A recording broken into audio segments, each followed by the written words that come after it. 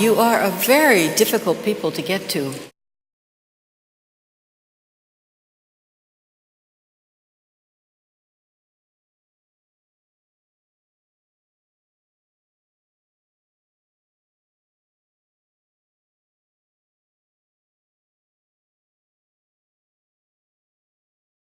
Speakers were just superb. إحنا إلى حد ما صرنا رمز لحالة لجوء.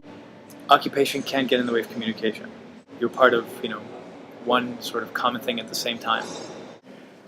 It portrayed the creative energy that's in Palestine. It's a really useful tool in coping and fighting the occupation. I couldn't be in Bethlehem, and that's a killer because I'm Palestinian and I've never been to Palestine, and I don't have a passport that allows me to enter. So not being able to be in Bethlehem and knowing other people in TEDxRamallah are in the same situation that I am, I thought it's the perfect chance to go to Beirut, and it's the only country I can go without a visa because I have a Lebanese doctor.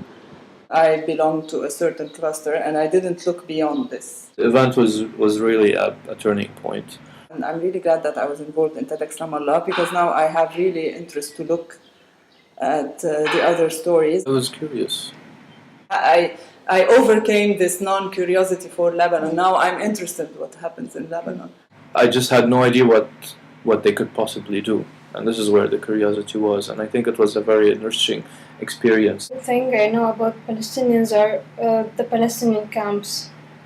I don't know much about what's happening in Palestine.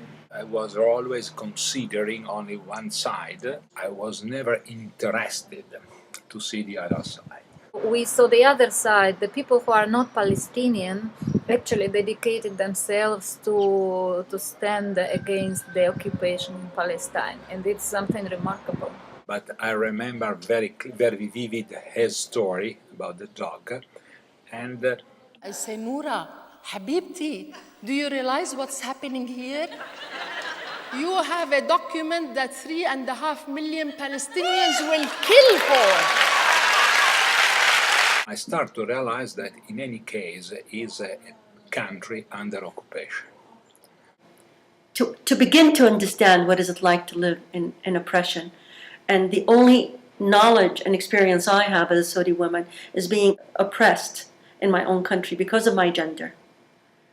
And I use that information in me to connect with what the people had to go through and what they meant by hardship in life. And I think it connected to me personally from that perspective. And I believe that what you actually did was very important to create the awareness around the whole Palestinian issue. I was in a state of passion, with what I just saw. And I said, I bet you anything that this will make an impact to the world. Because I know what TED is. I know who watches it. The educated elite, I know who watches it. I said, it will make an impact to the world.